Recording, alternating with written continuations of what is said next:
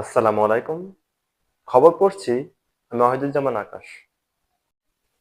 ঋণ ও আয়কর সংক্রান্ত অনিয়মের মাধ্যমে প্রায় ৪৭০ কোটি টাকা আত্মসাতের অভিযোগে রাষ্ট্রায়ত্ত জনতা ব্যাংক পিএলসির সাবেক ২ চেয়ারম্যান সহ ১৮ জন পরিচালককে জিজ্ঞাসাবাদের জন্য তলব করেছে দুর্নীতি দমন কমিশন দুদক। কমিশনের একটি দায়িত্বশীল সূত্র আজকের পত্রিকাকে এ তথ্য নিশ্চিত করেছেন। বিপিএলের চলতি পর্বের রংপুর রাইডার্সের হয়ে ওপেনিংয়ে নেমে ধারাবাহিকভাবে রান করেছেন তাওহিদ হৃদয়। তবে টি-টোয়েন্টি বিশ্বকাপে তাকে দিয়ে ওপেনিং করানোর পরিকল্পনা নেই বাংলাদেশ দলের। অধিনায়ক লিটন দাসের। কিছু ঠিক থাকলে মিডল অর্ডারেই নামতে হবে হৃদয়কে। বিশ্বের সবচেয়ে বড় প্রযুক্তি প্রদর্শনী কনজুমার ইলেকট্রনিক্স শো বা সিইএস ২০২৬ আবারও প্রমাণ করল ভবিষ্যৎ শুধু পরিকল্পনার সীমাবদ্ধ নেই, তা আমাদের ঘরে ঢুকে পড়েছে। এবারের প্রদর্শনীতে এমন কিছু ঘরোয়া প্রযুক্তি পণ্য প্রদর্শন হয়েছে যেগুলো প্রতিদিন কাজ খুব সহজ নয়, অনেক ক্ষেত্রে প্রায় স্বয়ংক্রিয় করে তুলেছে। গাজীপুরের শ্রীপুরে গণস্বাস্থ্য মেডিকেল কলেজের একটি বাস নিয়ন্ত্রণ হারিয়ে দুর্ঘটনার শিকার হয়েছে। এই ঘটনায় বাসের সহকারী হাত বিচ্ছিন্ন ও এক শিক্ষার্থী আহত হয়েছে, তবে তাদের নাম পরিচয় জানা যায়নি।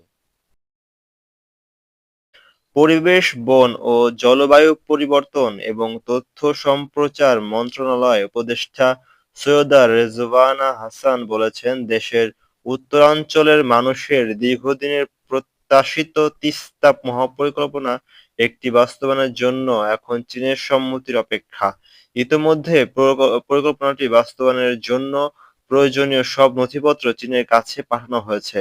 অর্থায়ন সংক্রান্ত বিষয়েও চূড়ান্ত আলোচনা সম্পন্ন হয়েছে।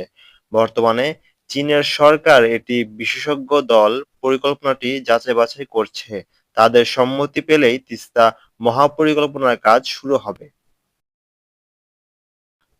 কার্যকরভাবে আকাশসীমা নিয়ন্ত্রণ ও সুরক্ষা নিশ্চিত করা জাতীয় সার্বভৌমত্ব ও স্থিতিশীলতার মৌলিক ভিত্তি বলে মন্তব্য করেছেন বিমান বাহিনীর প্রধান air chief marshal Hasan Mahmud খান।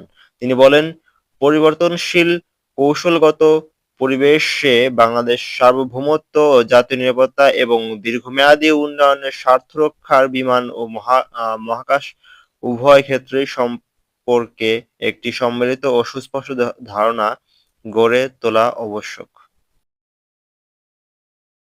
এবার প্রাণনাশের হুমকির কথা জানিয়েছেন কুষ্টিয়া-৩ সদর আসনে জামায়াত ইসলামী মনোনীত প্রার্থী মুফতি আমির হামজা। তিনি জানান, গতকাল শনিবার থেকে বিভিন্ন মাধ্যমে তাকে হত্যার হুমকি দেওয়া হচ্ছে।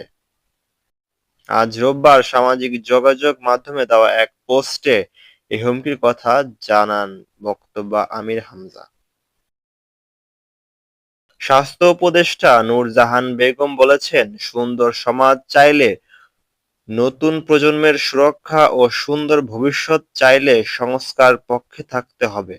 সংস্কারের পক্ষে থাকলে দেশ বদলানো যাবে। দেশকে পাল্টে দিতে গণভোটে হ্যাঁ দিতে হবে।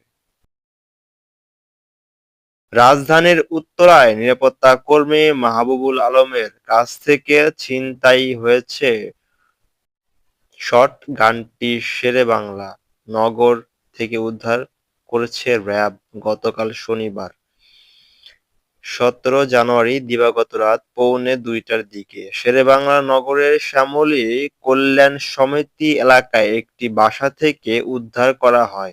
এ সময় ৪টি গুলিও উদ্ধার করা হয়েছে। আজ এ পর্যন্তই। আল্লাহ হাফেজ।